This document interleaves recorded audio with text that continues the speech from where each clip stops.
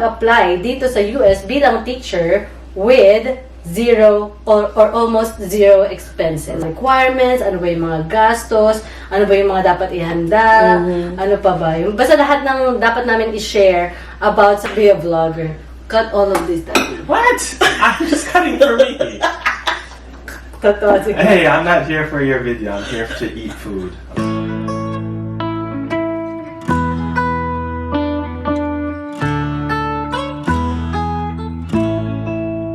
Hi friends! Welcome back to Mezzy Life! Today, I'm the cutter.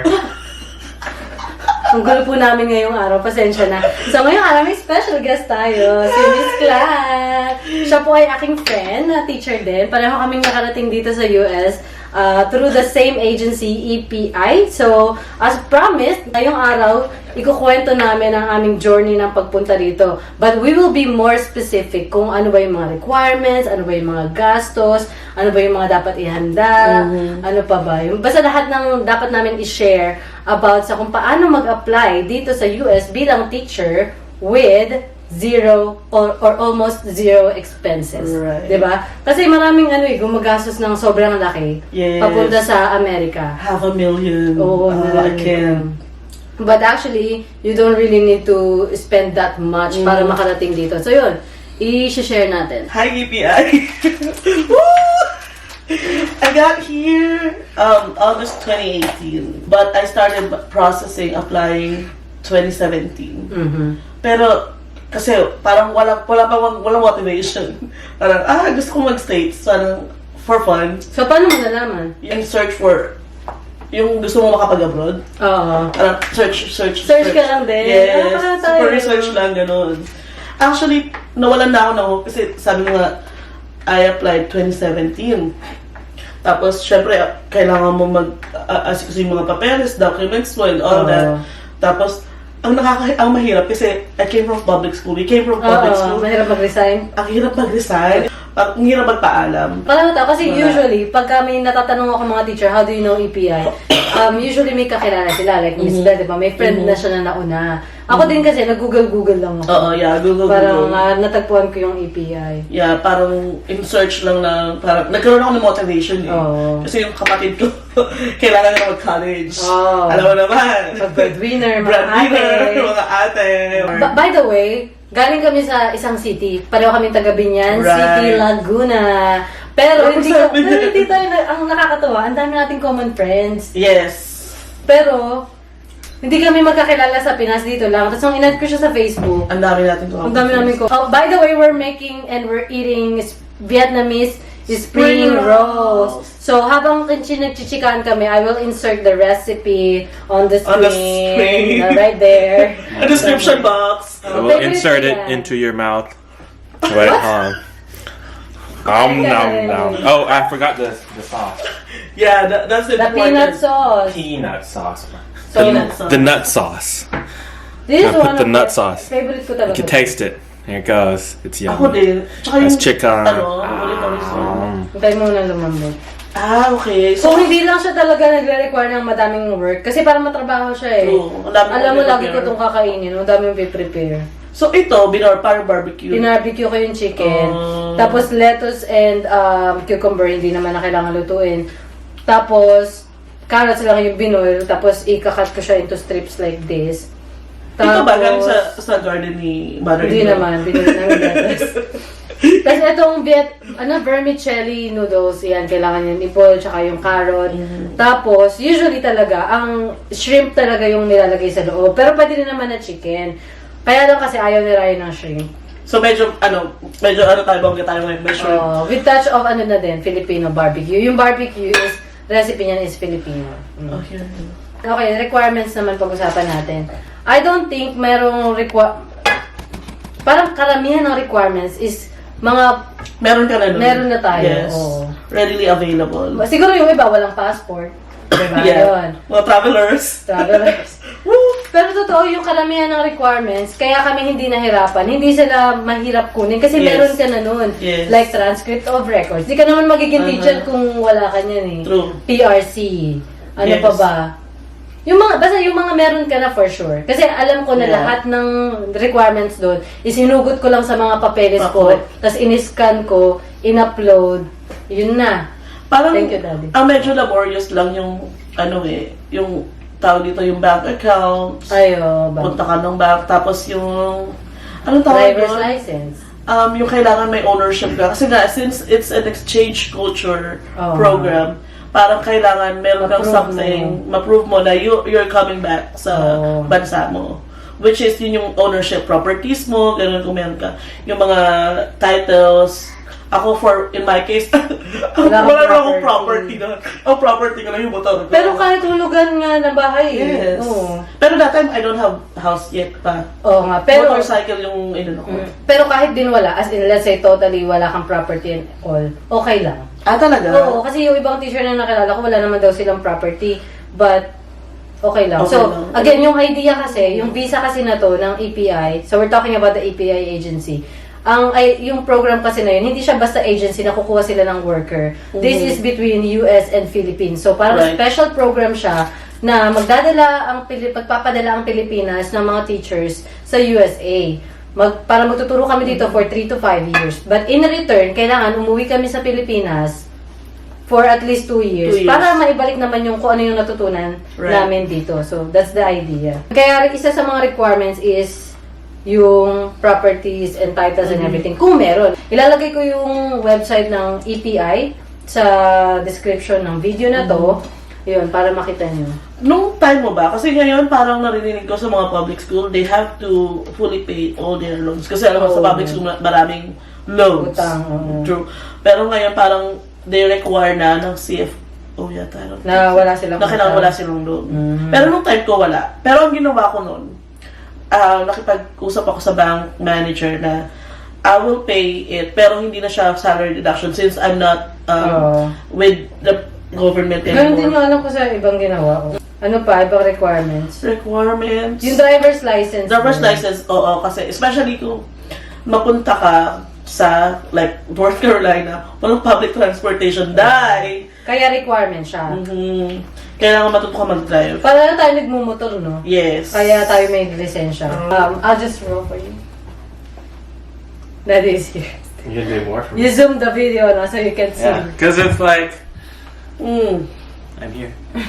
Because it's like you have this. It's not a good view. Like it's very bad. Like That's so good. This is homemade, right? Yeah, everything. Yung peanut. Oh, yeah. Madali lang yan. So, may sauce siya, talagang mas nagpapasarap. Peanut sauce lang yan, soy sauce, hoisin sauce, tapos konting patis. Fish sauce. Requirements. Ano pa ba requirements? Yung driver's license, required siya dahil, ayun nga, mahihirapan kayo pag di kayo marunong mag-drive dito. Yung gastos, honestly, ito lagi yung sinasabi ko pag tinatanong ako. Visa lang, at saka yung transcript, anong tawag nun? Evaluation. Visa, which is $160. How much yun sa Philippine peso? 8,000 pesos. Right. Yeah, 8,000 something. $160. Tapos yung transcript evaluation, since magkaiba diba yung system, Philippine system, grading system ng Philippines sa US, kailangan may credential evaluation. Parang may isang third party Yeah. company na mag-evaluate ng lahat ng pinasa mong papel na para ipoprove nila kay EPI na okay tong mga papel na to at parang legit. Plus parang i-convert sila sa US standard. Parang ganun. Kaya na-acknowledge yung teaching license natin from the Philippines to US. So, hindi natin kailangan ng separate na exam dito sa US para makapagturo. For NC, hindi na natin kailangan mag-test. But for For SC, they have depende to. sa state. Depende sa state. We're in North Carolina. Malakas yung North Carolina. Hindi na namin kailangan kumuha ng exam to get the license. I didn't know that. Yeah. But in South Carolina, I heard they have to take the exam. I'm not sure kung ganun pa rin ngayon. But like... But even if they have to take the exam, they're already here. Yung mga teacher dito, hindi nila kailangan yung lisensya. Nakakapagturo sila sa government school. Yun nga lang, mababa ang sahod nila. Yes. Kasi kapag nakapasa na sila, Dapat mag-invest magbabago. na. Actually, yung dito nga college, nag-aaral pa ng college, hard na sila sometimes. Oo. Kasi ganun ka, demand for teachers here. So, apply na kayo. Okay, summary, ang gastos lang is visa, which is $160 or 8,000 pesos. And then that credential I evaluation. think also 160 yun. 160 din, oh. So, parang ganun. So, let's say 300. Which is, magkano? More than 15. That's 16 to 20,000 Yeah, na ganyan. yeah. Yun lang, pero ayun nga, compare mo naman sa kalahating million. Walang placement fee, guys. Ayun, placement fee. Walang placement fees. Tapos, ito pa yung maganda. Like, kung tatanungin nyo yung, paano yung airfare? Airfare, Sagot nila. sagot nila. Pero kalahati, ikaw. Pero, sa amin Hindi. sa inyo ba? Sa amin, kalahati. Ay, hindi. Sa amin, $1,000.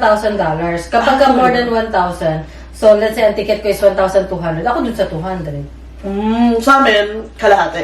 Talaga? Yeah, pati nga yung mga batch, kalahati.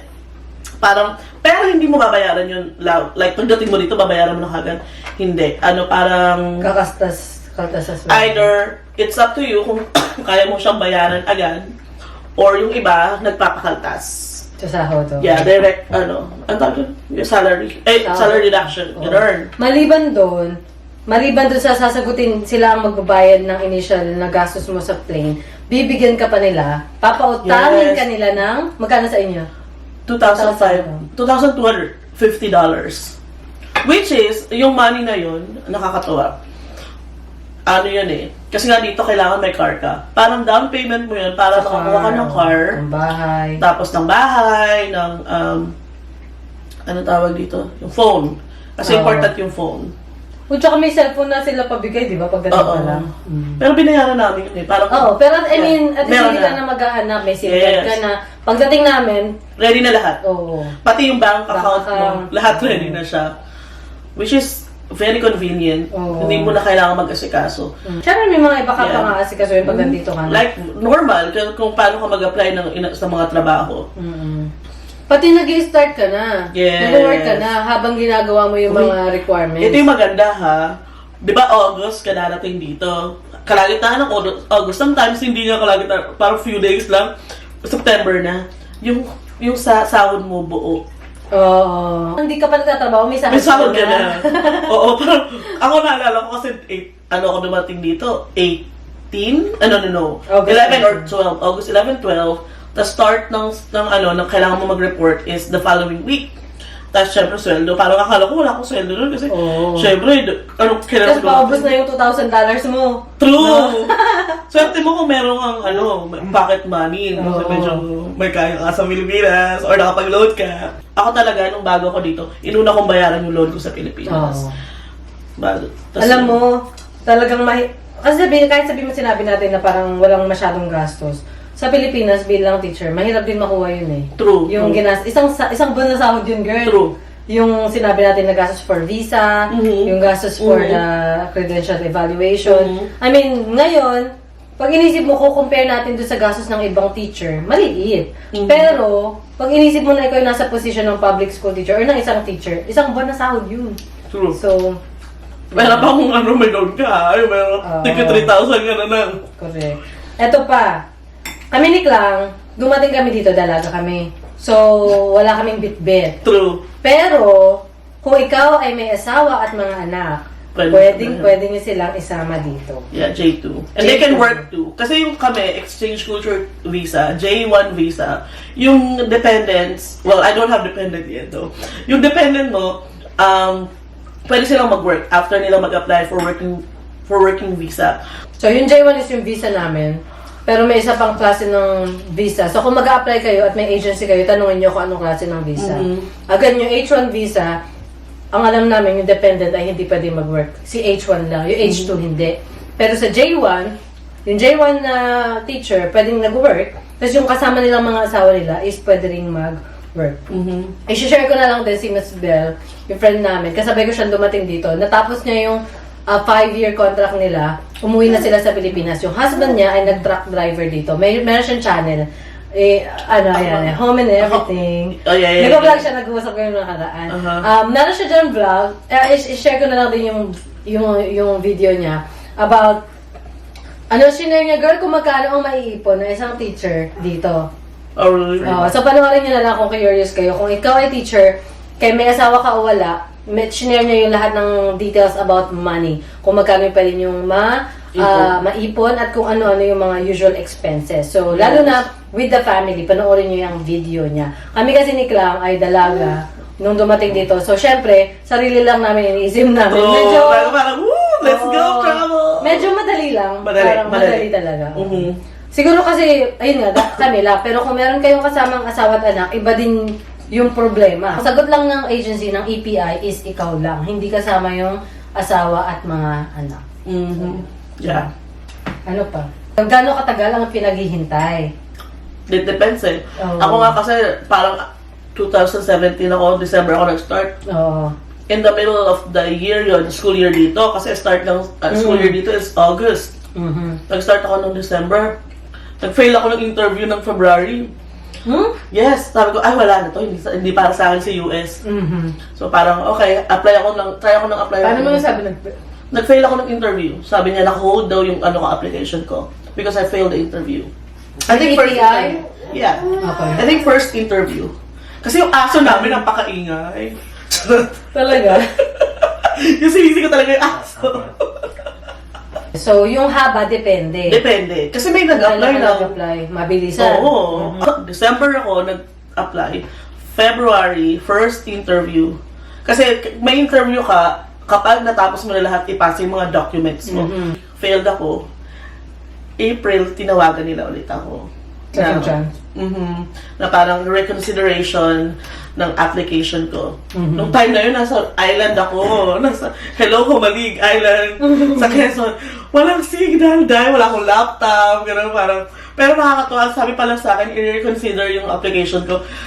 Grabe yung feeling ko na sabi ko, ito na yun. Kahit hindi pa sinabi na, oh, hired ka. Nag-file na kagad ako ng MBI. Lahat. Inano ko na kagad. Kinlaim ko na ng malala. Talagang manifesting to. Kaya minsan talaga dapat i-claim. Oo, claim mo talaga. Right then and then, nag-asikaso ko papel. May summer, ano na natin, Brigada Square Line. So busy ka na. Bumabalik ka na dapat sa school. Tapos, July na, nag-assume na ako. Ano na nga ako ng mga papeles. May. June, walang tawag. Sabi ko, hala, June, nagtuturo na. Nalulose hope na ang lolo. True. Third school to na na-interview ako. So, yun. July, parang July 30 nga yata yun. Imagine mo, katapusan ng July. We have a shortage of teachers because a lot of people in America don't want to teach because the kids here are bad kids. Daddy. Just saying. Well, we're supposed to be encouraging. Yeah. O sige, dahil sinabi na rin naman ni Ryan. Dahil sinabi niya, kasalanan mo to. Am I right? But this is my 5th year. We're talking about it now. I'm just saying. Why you said that? Yeah. My first year of teaching here, I got here in August. The December, gusto ko na umuwi. Literal na parang gusto ko na, I wanna book my ticket back to the Philippines. Pero yung mga, housemates ko, they encourage me, no, you stay. Kaya mo yan.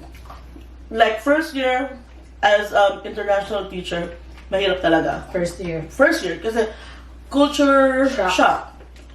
Kasi katulad yan sa Pinas. Super culture. Kids here are, well, different. Different, yeah. Pero yung first year lang talaga yung mahirap. Kasi, aanahan ka nila eh. So, ite-test ka nila, testing the water. Like, kaya ba kami nito? As in, talagang, sobra. As in, next video siguro yung mga struggles. Yung mga specific. Yeah, mga specific struggles. Part 2. Part 2.